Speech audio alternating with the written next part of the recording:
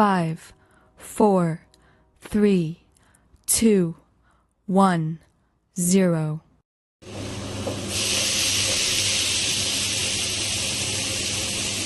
Hello friends, ನಿಮಗೊಮ್ಮೆ ಸೋಮವಾರ ಬೆಳಗ್ಗೆ bore ಆಗ್ತಿದ್ಯಾ?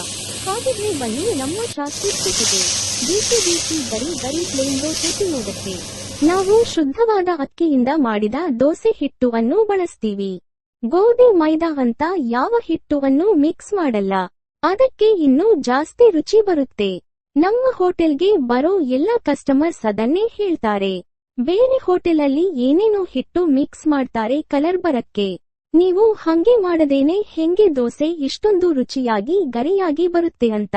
ನಾವು ಏನು ಎಕ್ಸ್ಟ್ರಾ ಮಾಡಲ್ಲ. ನಮ್ಮ ಮನೇಲಿ ಹೆಂಗೆ ಹಾಕ್ತಿವೋ ಹಂಗೇನೆ ಇಲ್ಲೂ ಮಾಡೋದು. ಬನ್ನಿ ಒಂದ್ಸರ್ತಿ ಭೇಟಿ ಮಾಡಿ ರುಚಿ ನೋಡಿದ್ರೆ ನಿಮಗೆ ಗೊತ್ತಾಗುತ್ತೆ ಕೆಮಿಕಲ್ ಇಲ್ದೆ ಇರೋ ದೋಸೆ ಹೇಗಿರುತ್ತೆ ಅಂತ. ಮತ್ತೆ ನಾವು ಎಣ್ಣೆ ತುಪ್ಪನು ಎಷ್ಟು ಬೇಕೋ ಅಷ್ಟೇನೆ ಹಾಕೋದು. ರುಚಿ ಬರುತ್ತೆ ಅಂತ ಸೋರೋ ತರ ಹಾಕಲ್ಲ.